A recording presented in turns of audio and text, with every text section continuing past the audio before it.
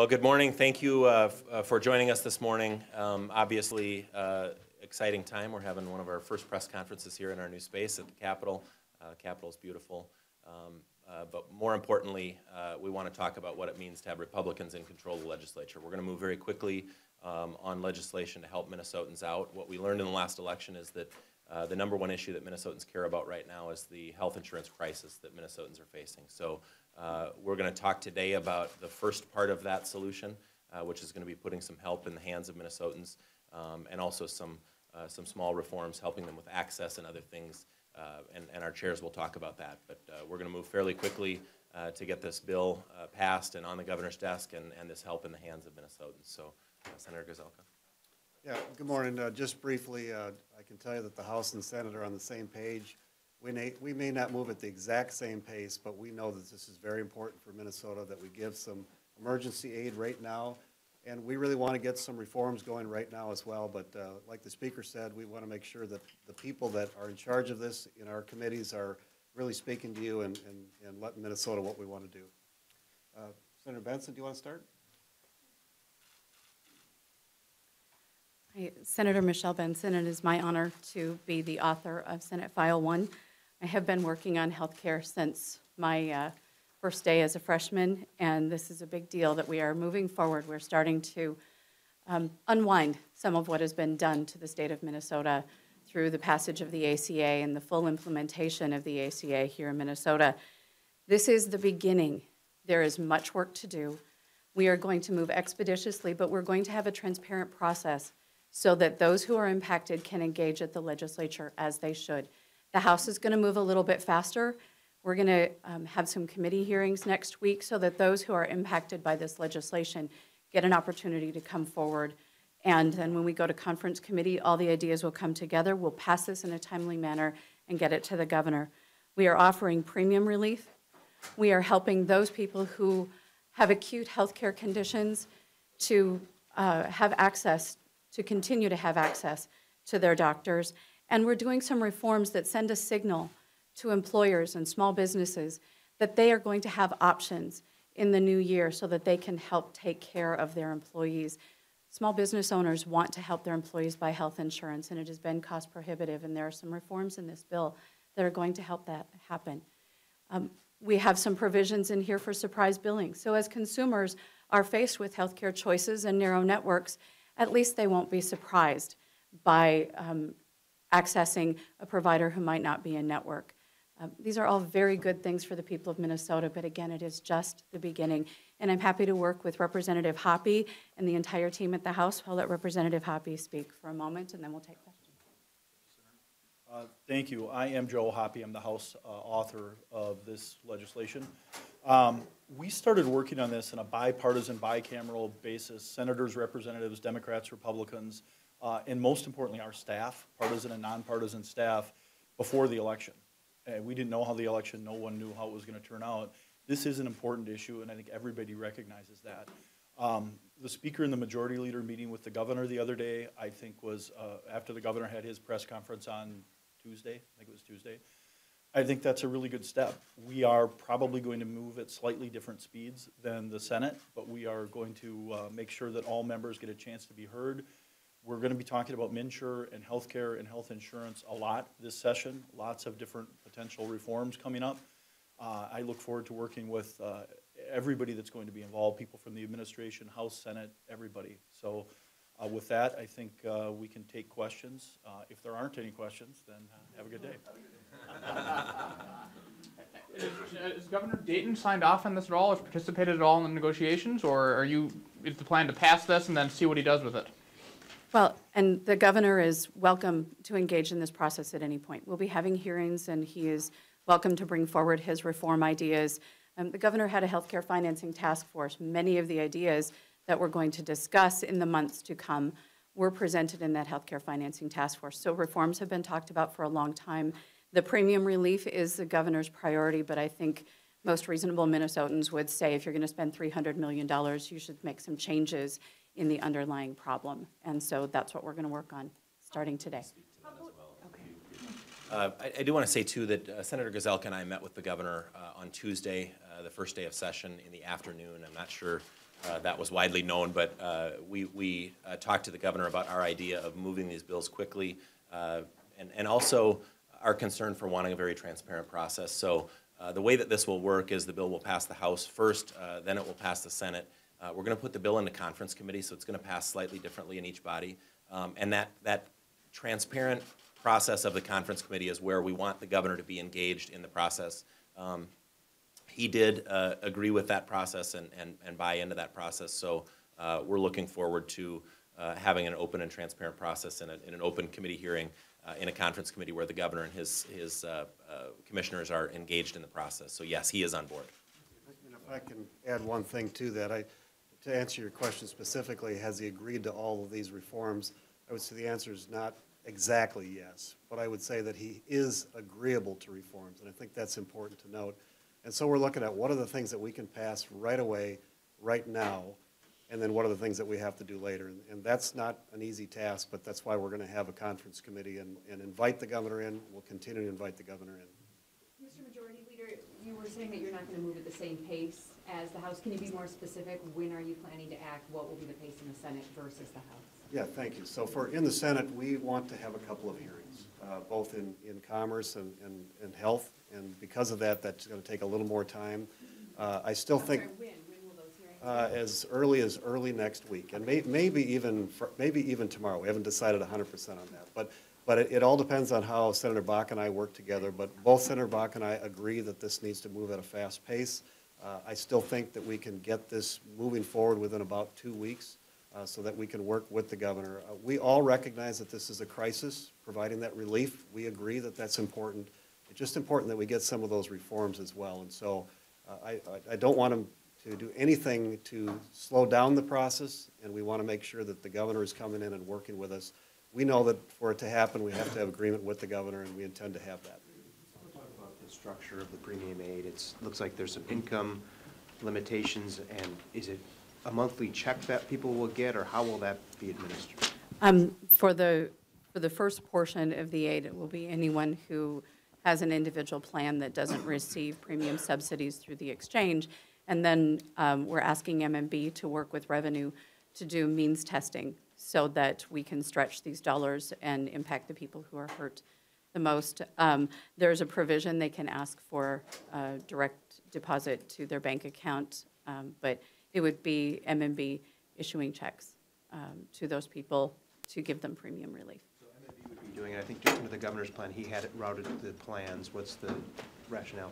We just think it makes more sense for MMB and there's an audit provision so we can match with revenue. The plans shouldn't have to be responsible for means testing their customers. I think it's more appropriate for the state to do that.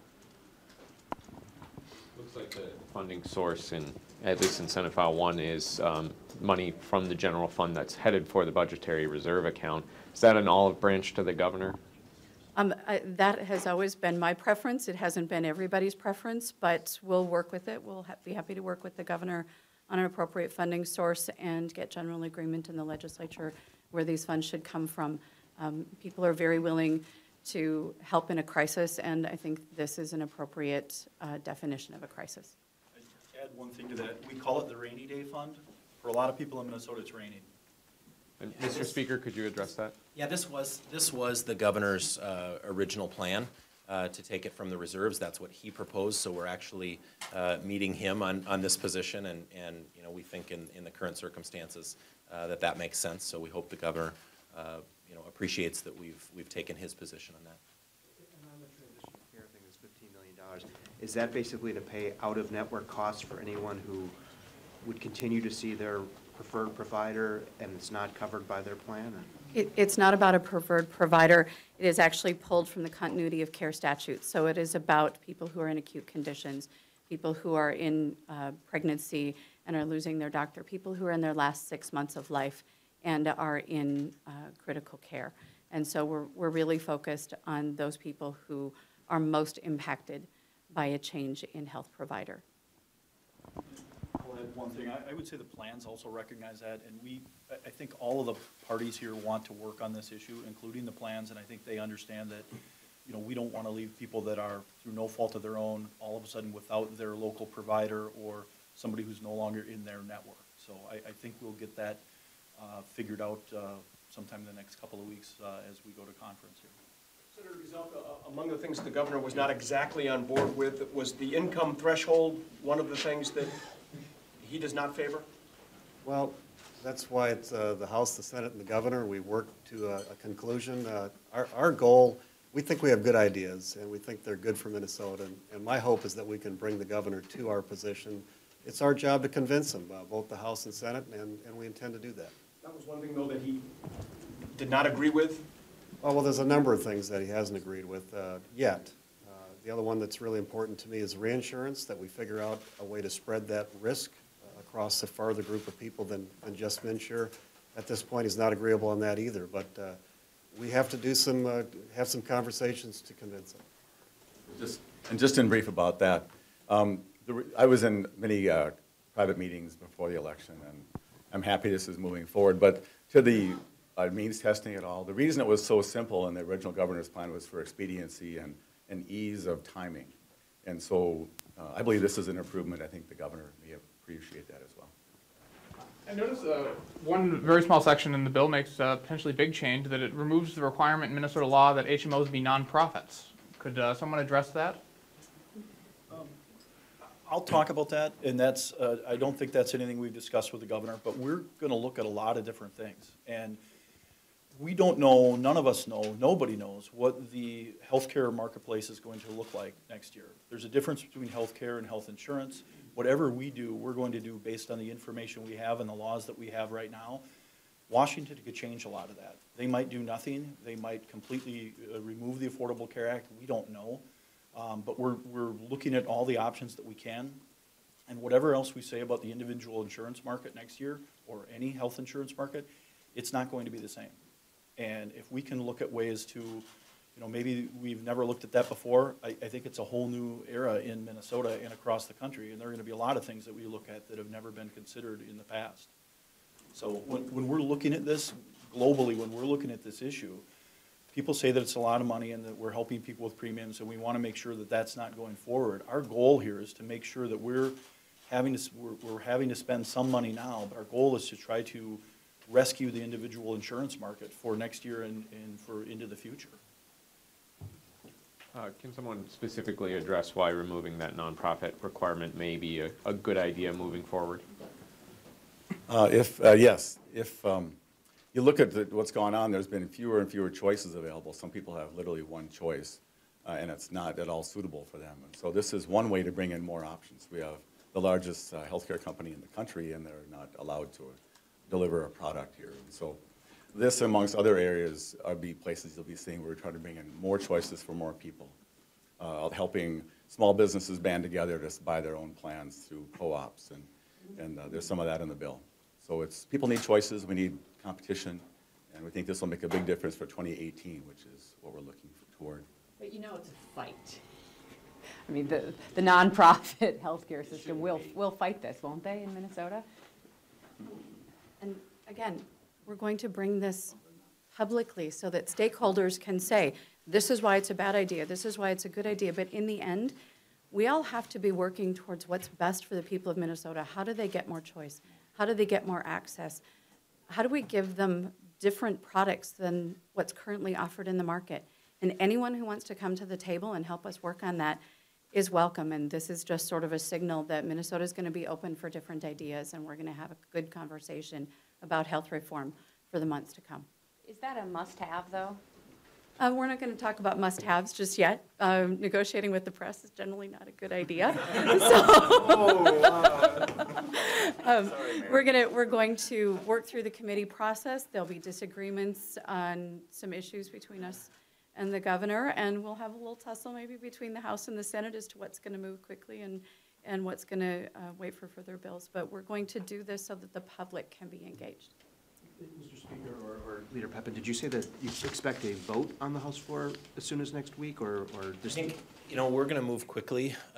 We obviously, because of the nature of the beginning of session, we had our kind of ceremonial day on Tuesday. Yesterday, was a day we spent kind of in a bipartisan fashion at One Minnesota.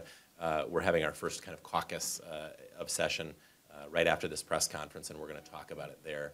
If the caucus is comfortable, we could move actually as soon as today. We do have an agreement from House Democrats to suspend the rules and take the bill up quickly.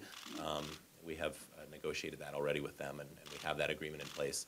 Or it could happen early next week. So we're going to remain flexible and make sure that the members are comfortable with the bill, although these are ideas that we've been talking about pretty consistently since late last year. So I think the concepts the members are comfortable with, but we certainly, and I think them knowing that the bill is going to conference committee and there will be an open and transparent process there as well, will provide some comfort to the members that there will be time to make adjustments to the bill before it comes back for final passage. Is there a date on the calendar by which you think you must have this on the governor's? I had really made a commitment that I wanted to have this bill out of the House. My original was the first week of session. That becomes very difficult because we don't even do bill introductions until today, the first bill introductions, and it's just difficult to get a bill out the very first week. So I had revised that later to hopefully by the end of next week. And that is our commitment. We will have a bill off the House floor by the end of next week. My hope is it could be as soon as today, but it could be early next week as well. What about the bill through conference and on the governor's desk? Is there a deadline, given that open enrollment ends at the end of this month? It's not. We want to remain flexible with the governor as well. We know that he's going to want to have input in this, and that was why we pitched to him that we wanted to put the bill in conference committee so that he could engage in that open and transparent process, and we certainly want to have his input. We want reforms in the bill that are going to make a difference and affect people who are impacted by this right now in 2017, but also kind of set the stage for 2018. The major pieces of this bill really are the premium relief and the access issue, the continuity of care. The other things are kind of smaller reform issues that really shouldn't be all that controversial, but we know that there will be discussion about those things. We want to remain flexible and certainly give the governor an opportunity to have input. But we're going to move as quickly as we can to get that relief in the hands of Minnesotans. Senators had been pushing for a more robust bill that included reinsurance or something similar in this first package, and I noticed that that's not here. Was that just a logistical question about the speed, or talk about the reason why this doesn't have those things you were pushing for? Well, as far as the reinsurance issue, it is more complicated. We totally get that. But we need to do something by March to let the plans know where we're at for 2018. And that's why I've been personally pushing it. But I also recognize that we want to pass some relief right away with some initial reforms that we all agree with. And so from our point of view, whatever we can get now is a good thing for the future. Because if we look down the road 2, 3, 4 months from now, it gets more complicated to pass a second bill or a third bill. And so I want to get as much as we can on this first bill. And I appreciate that the House is moving quickly. I mean, the Speaker wanted to do it right away is important. It tells you that we consider this a very, very serious issue and something that we want to get done. Mr. Leader, the options to increase consumer protections and so on and so forth, and this is a question for the Speaker as well. Is that a requirement as far as your caucuses are concerned to move this bill off the floor? Is it beyond that? Is it a requirement that Governor Dayton agree with that in order to move forward? Well, in the Senate, that we have 34 Republicans and 33 Democrats, and so I don't know what it'll take to get it off the floor yet. All I can say is that we want as many reforms in there as we can, and then as we go to conference committee again, we'll be working with the governor to make our case that these are important to do right away, knowing that he may not agree. And in the end, though, we do want relief, but we also, that aid that we're talking about, but we do want reform in the beginning as well. Whatever you bring to ultimately discussions with the governor, if it comes to that, does it need to have those initial steps in it?